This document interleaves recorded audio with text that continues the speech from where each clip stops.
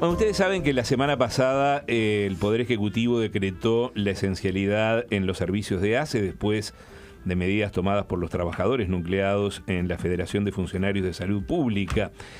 Esta esencialidad es la tercera, recordábamos hoy más temprano, de este gobierno que se instaló en 2015, medida que se tomó a partir de lo que había sido la ocupación de algunos centros asistenciales. Y vamos a plantear este tema a nuestra tertulia de hoy, en la que nos acompañan, como todos los martes, Graciela Bianchi, diputada por el Partido Nacional. Bienvenida, Graciela. Miguel Mansi, doctor en Derecho y Ciencias Sociales. Bienvenido, Miguel. ¿Qué tal? Y nos acompaña hoy como invitado el doctor Héctor Sapirain, es docente de la Facultad de Derecho y de la Escuela Sindical, y se desempeña como asesor legal del PIT-CNT. Bienvenido, gracias, doctor. Un gusto que nos acompañe. Por la invitación. Bueno, ¿cómo ven este tema? ¿Dónde está lo que algunos dicen un límite al derecho de huelga? ¿Es una forma de poner orden en servicios que son tan importantes el hecho de que para la sociedad? No han cumplido, ¿no? Y en este caso de ACE, que ha sido desacatado, ha sido incumplida la esencialidad. ¿Cómo ven toda esta situación, Graciela? ¿Arranco yo? Dale. Bueno, no, yo la verdad que entiendo que los trabajadores estén enojados porque se incumplió por parte del Poder Ejecutivo la negociación colectiva en el ámbito público. Si fue el propio Poder Ejecutivo, el propio gobierno del primer gobierno de Vázquez, que aprobaron una ley, la ley de negociación colectiva, ampliaron aspectos o concretaron aspectos de la negociación privada, pero lo impusieron se aprobó, en el ámbito público, y bueno, ahora saben cómo controlarlo. Ahora, es cierto lo que dicen los trabajadores, no se negoció. Lo mismo le pasa a los trabajadores de la educación. El año pasado lo tuvieron el problema y el anterior. No se negoció. O sea, no se cumplió la ley. Entonces, ¿yo justifico la ocupación? No. La ocupación tiene que ser una última medida de lucha. Yo pertenezco, por los años que tengo, a una generación donde tuvimos otros dirigentes sindicales. Al PP del IA, si le ibas con una ocupación de entrada, te liquidaba. Entonces, yo entiendo que eso es lo que sí está mal, que se vaya al enfrentamiento. Ahora, la gran pregunta es quién se enfrentó primero.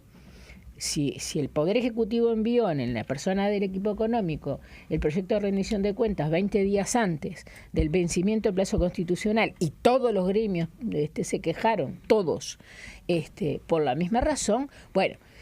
La otra cosa que me pregunto, y eso lo tendrán que responder los trabajadores, a los cuales la central sindical yo en parte respeto y en parte no, hicieron un paro por este gobierno y con las elecciones. Salieron a hacer manifestaciones públicas por el Frente Amplio. Y yo digo ahora cómo le responden a sus bases, porque las bases quieren explicaciones. En consecuencia, este es otro aspecto, y a mí me molesta que el movimiento sindical uruguayo, que siempre tuvo una tradición que lamentablemente en los últimos años se ha desvirtuado, haya perdido su independencia de clase. Entonces ahora están en una contradicción profunda, estamos sometidos a este tipo de presiones, se toman medidas como pasó con la esencialidad de la educación, que eran además de ser mal tomadas desde el punto de vista jurídico, imposibles de llevar a la práctica. No sé qué van a hacer ahora con la salud. En consecuencia, hacerse cargo, como dije yo el otro día por el artículo 15, ya que estuvieron hablando con Amado. Cuando se toman decisiones, hacerse cargo. Ahora, cumplan con la ley de negociación colectiva en el ámbito público, negocien y no van a tener problemas. Doctor Sapirain, hoy estamos con 3 abogados, ¿no? En la mesa. Todo el peso de la ley acá. Bueno, el doctor Sapirain, que decíamos asesora al PIT-CNT, ¿no? Algunas consideraciones previas. Yo creo que el movimiento sindical sigue siendo autónomo e independiente. Eso, como se ha dicho muchas veces, no implica prescindencia frente a proyectos que los partidos políticos ponen a la ciudadanía. Y en ese sentido, yo creo que el movimiento sindical fue coherente con su historia. Acompañar, en cierta forma, un proyecto político que implicaba o que implica transformaciones del país. En la segunda cuestión, por supuesto, el movimiento sindical, en tanto tiene su autonomía y su independencia se va a oponer a aquello que considere que esté mal, sea de gobierno que sea. Aunque sea legal, como el derecho de esencialidad. Bueno, a ver, acá tenemos que entrar a otro terreno, ¿no? Es decir, el ejercicio de la huelga es un derecho fundamental. La huelga es un derecho fundamental. No solamente es un derecho fundamental de orden constitucional, sino que también es un derecho humano fundamental, porque no se olviden que la huelga está reconocida en los pactos internacionales del año 66 de Naciones Unidas, está reconocida por el convenio 87 de la OIT, el protocolo de San Salvador en el ámbito regional, la declaración sociolaboral. Es decir, forma el capítulo de esos derechos que nosotros consideramos inherentes a la persona humana o que son esenciales a las personas. Bien, en ese marco, la huelga no es un derecho absoluto. Admite, por supuesto, restricciones y hasta prohibiciones en determinadas circunstancias. Y ese marco de restricciones o limitaciones, indudablemente son aquellos derechos sustanciales. Entonces, acá, ¿cuáles son los derechos sustanciales? Son aquellos que ponen, aquellos servicios que en el caso de interrumpirse totalmente puedan poner en riesgo esos valores esenciales que son la vida, la salud, la seguridad, sin los cuales es imposible que una sociedad conviva. Que es lo que argumenta el gobierno en bueno, esta esencialidad. A ver, allí hay algunas precisiones. La salud, ¿no? Claramente. Claro. Allí hay algunas precisiones. Partiendo de la base que la huelga no es un derecho absoluto, que admite restricciones en determinadas circunstancias, los servicios esenciales son los que sí amerita. Bien, ahora, si hay una restricción o una prohibición de la huelga en un servicio que se declara esencial, dos cosas. Primero, debe asegurarse algún mecanismo compensatorio para esos trabajadores que no pueden hacer huelga. Eso no se hace. Eso no se hace. Segunda cuestión es lo que tiene que ver con el régimen vigente que hoy tenemos. No se olviden que lo que tenemos vigente, que permite a los gobiernos, a todos los gobiernos de turno, desde el 85 para acá se han declarado servicios esenciales en servicios que no eran realmente esenciales. Se ha utilizado por todos los gobiernos, blancos, colorados, frente, actualmente, el mecanismo de la declaración de esencialidad para tratar de solucionar un problema, un conflicto determinado. Eso es así, es una constatación. Ahora, allí hay que ver que la ley vigente que tenemos y que permite eso, primero tiene dos por lo menos cuestionamientos, dos observaciones. Primero, es una ley que la mayoría de la doctrina ha considerado que es inconstitucional. ¿Por qué es inconstitucional?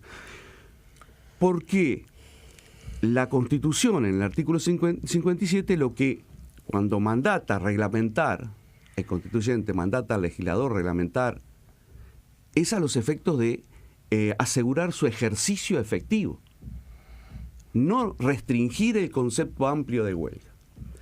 Y eso solamente se puede hacer por ley o negociación colectiva, pero no por un decreto o una resolución administrativa. Esa es una primera.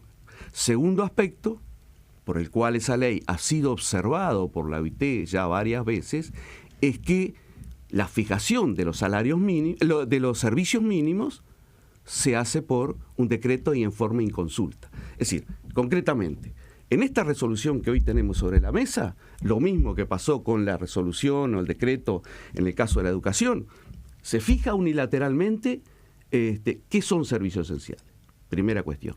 Pero no solamente se dice un servicio esencial es que debe asegurarse un mínimo, sino que establece que toda la actividad, y por lo tanto implica una restricción, una prohibición de la huelga. Y segundo, se hace en forma inconsulta.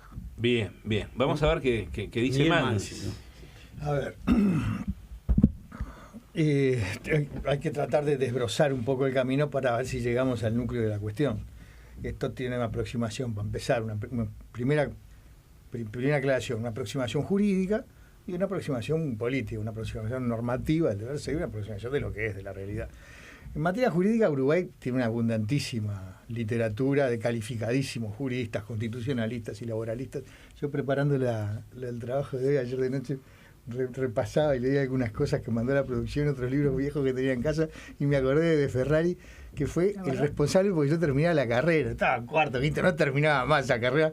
Estaba muy desestimulado. Me crucé con De Ferrari, el laboralista de Raíz Ballista, Colorado y Ballista, y fue lo que me dio el impulso final para terminar la carrera. Porque efectivamente el derecho de trabajo es apasionante. Entonces hay una aproximación jurídica a la que naturalmente se refería nuestro distinguido contertulio invitado especial hoy. Y hay una aproximación política. En materia jurídica no está resuelta la cuestión.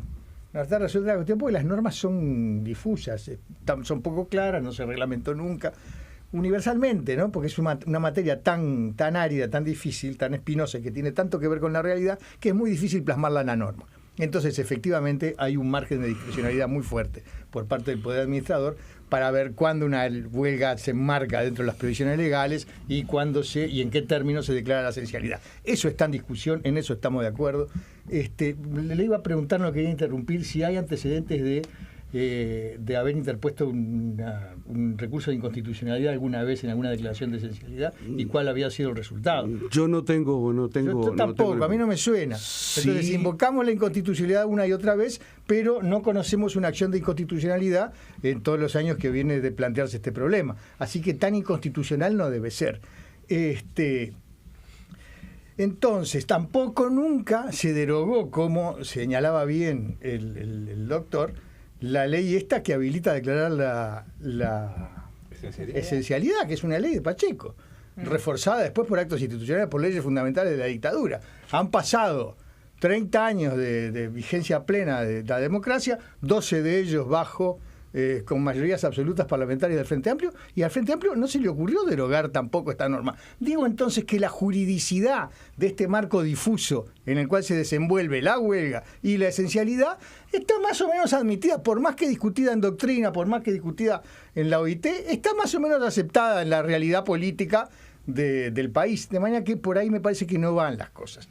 Las cosas van en lo que es una palabra que es clave en toda la literatura en materia, el ejercicio abusivo de la huelga o de la esencialidad, o la declaratoria de esencialidad. Es el sentido común, es el entendimiento general por donde van las cosas. Y ahí entonces me traslado de la primera discusión jurídica y política a otra que hace al marco general en el que se aplican las normas y en el que los entendemos los distintos actores de una sociedad en movimiento, una sociedad que está viva, trabajadores que razonablemente reclaman por más plata, porque finalmente al final del día lo que hay es un reclamo por plata, y el Estado que trata de arbitrar los distintos intereses de las corporaciones, la de los particulares y el interés general. ¿Con qué criterio, con qué sentido, con cuánto sentido común abordamos estas cuestiones? Y me parece que en este punto es donde están los problemas. ¿Por qué? Porque hay dos visiones del mundo, de la vida, de cómo se concibe la sociedad y cómo funciona, contradictorias, que están arriba de la mesa. Una es la visión de los maduristas, encabezada por el PCU, el MLN y todos los marxistas-leninistas que siguen existiendo en este país, que son dinosaurios universales, pero que en este país permanecen. Esa visión que apunta a otra estructura social, a otro modo de convivencia, a otro modo de entenderse la gente, y la visión liberal, republicana y democrática que representamos, creo yo, la enorme mayoría de los uruguayos. Porque a la hora de acompañar protestas sindicales, naturalmente, si yo soy del Zunca, me voy atrás de Oscar Andrade. Si me defiende como loco, me saca 2 pesitos más para fin de año. Pero a la hora de votar no los voto. Entonces, porque son el 3% y tienen un diputado, el bueno de Oscar Núñez. Entonces, ahí tenemos un problema. Estamos dialogando en función de perspectivas del mundo y de la vida contrapuestas, distintas, en conflicto.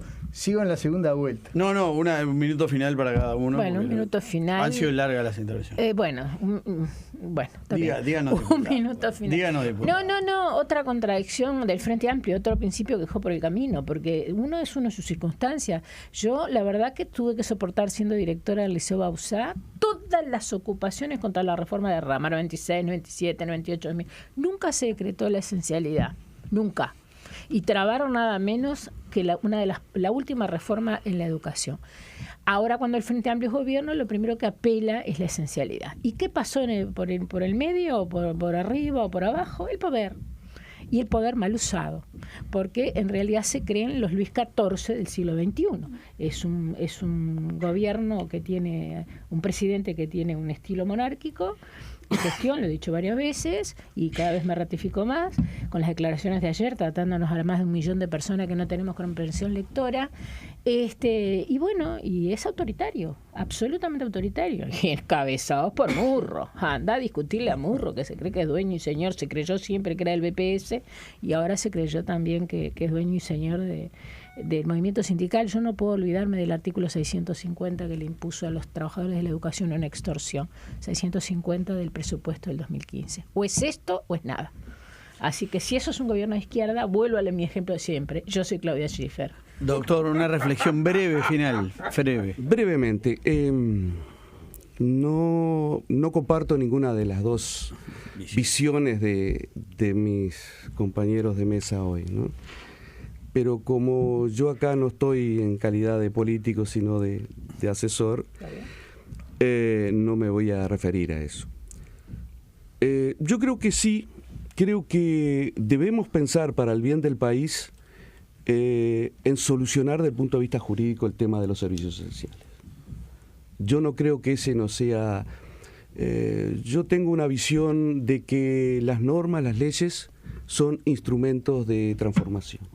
Y por lo tanto, me parece que en el sistema de relaciones laborales, que ha dado pasos importantes en los últimos años, ha logrado consolidar un sistema de negociación colectiva que funciona con dificultades, sí, funciona con dificultades en determinados ámbitos, en otros funciona mejor. Pero yo creo que el tema de los servicios esenciales hay que abordarlo. Muy bien. Mansi, última reflexión brevísima. Brevísima es eso, los niveles de acuerdo general en la sociedad, la idea general que tenemos de cómo hay que vivir, están en cuestión marginalmente, pero están en cuestión. Nos encontramos todos a la hora de votar, ¿no? En el ejercicio del voto, una vez cada 5 años nos encontramos ahí todos, porque ahí todos aceptamos las reglas de juego. Pero en el resto está permanentemente en cuestión, y eso es un lío. Yo digo que está permanentemente en cuestión básicamente por 3 elementos distorsivos del modo en que entendemos el mundo y la vida. Uno es la presencia en Uruguay de talibanes bolches. Acá seguimos teniendo bolches talibanes como hace 100 años atrás. Entonces eso te complica todo el diálogo. El segundo, estos bolches son los que apoyan a Maduro, a Cuba, a Corea del Norte, y el artículo 15 de la rendición de cuentas, que es antirrepublicano y antiliberal. Esa presencia permanente, que no se refleja políticamente porque tienen un diputado, pero que se refleja socialmente porque controlan el aparato sindical, eso distorsiona enormemente el diálogo colectivo. Los otros 2 elementos distorsivos, y bueno, el gobierno del FA, que inclinó demasiado, tironeó demasiado en el equilibrio de las relaciones entre patrones y empleados, demasiado, y ahora no puede controlar ese aprendiz de brujo, se le fue de las manos. Y el tercer elemento distorsivo es también la idea que vende el Frente Amplio, este gobierno del Frente Amplio, que vivimos en un país de primera y que nos sobra todo y que hay que tirar manteca al techo. Entonces la gente reclama, y naturalmente que reclama, chocando contra el interés general. Bueno, muy bien. Gracias, Miguel. Gracias, Graciela. Gracias al doctor Héctor Sapirán, que nos acompañó como invitado esta mañana. Muy amable. Nos reencontramos mañana, Mauricio. Ve en las noticias y suena tremendo. Chao.